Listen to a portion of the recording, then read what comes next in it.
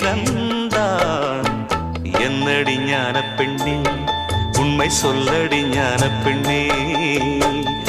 நடந்தால் 2 அடி, இருந்தால் 4 அடி.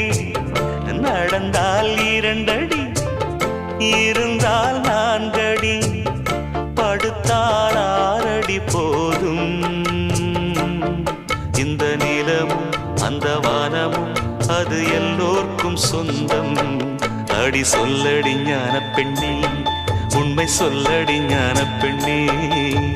சொல்லடி ஞான பெண்ணே, உண்மை சொல்லடி ஞான பெண்ணே. நடந்தால் 2